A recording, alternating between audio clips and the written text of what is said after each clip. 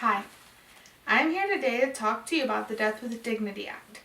According to deathwithdignityAct.org, the law allows mentally competent and terminally ill adult state residents to voluntarily request and receive prescription medication to accelerate their death. This is one of the many end-of-life opportunities that we have. We currently have 3 states that have already signed this act: Washington, Vermont, and Oregon. Oregon voters approved of the Death with Dignity Act in 1994, Vermont in 2013, and Washington in 2008. I'm going to share with you a story from a girl named Brittany. This is pretty recent. From what I found on the Daily Mail, Brittany Maynard was filled with bright hopes for her future. She was 29. She was starting a family with her newlywed husband, traveling, hanging out with her friends on the weekends. But on January 1st, 2014, everything changed.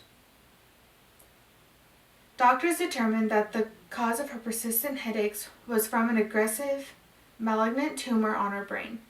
At first, Brittany was only given 5 to 10 years to live, and she was really having trouble putting a time frame on the rest of her life. But then in April, Maynard was diagnosed with stage 4 glioblastoma, which would likely take her life in 6 months or less. Maynard decided then and there to take her life, or whatever was left of it, into her own hands in order to have the option of ending her own life.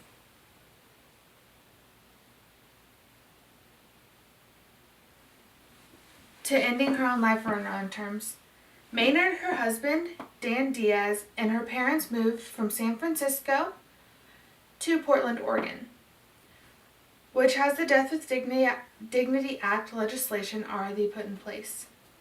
On November 1st, Maynard took the pill given to her by the doctors to painlessly fade away surrounded by her loved ones in her and Dan's bedroom with her favorite music playing in the background. According to the deathwithdignityAct.org, there are some steps you have to go through before you can be approved to go through this program.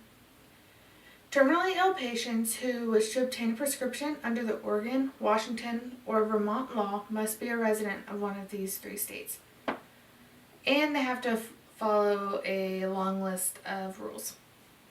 Among the other requirements, a patient must be 1, 18 years of age, 2, prove that you're a resident of Oregon, Washington, or Vermont. And to prove you're a resident, all you have to do is give them a tax return, your license, just something that has your address on it. You have to be capable of making and communicating healthcare decisions for yourself. And you have to be diagnosed with terminal illnesses that will lead to death within 6 months. You also must see 2 physicians to determine whether the criteria has been met. This is a very sticky process, so I'm going to share with you different things that the law requires. The patient must be able to administer the medicine to themselves. No one else is allowed to give it to them. The attending physician must be licensed in the same state as the patient. The physician's diagnosis must include terminal illness that gives them 6 months less to live. The attending physician must inform the patient of all the alternatives, including hospice and pain management care. The attending physician must require that the patient notify their next of kin on the prescription request. The use of the law cannot affect the status of the patient's health or life insurance care policies. Now that we've talked about everything that the law entails, let's talk about how many people take advantage of this law.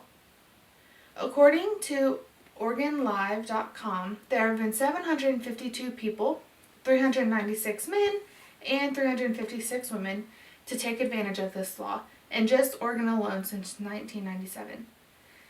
Like in Brittany's case, many that need this law aren't offered it in the state that they live in, so they travel to a state that it is offered into.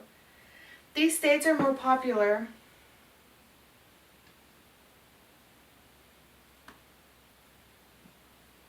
law gets more popular. I see in the future that all of our states are going to have this law because this is slowly getting more popular and more popular. Like Vermont just got this law in 2013. But this is all I have for you today, and I hope you enjoyed listening to my speech about the Death with Dignity Act. This is something I've become very interested in lately, and I thought I'd share my interest with you. Thank you.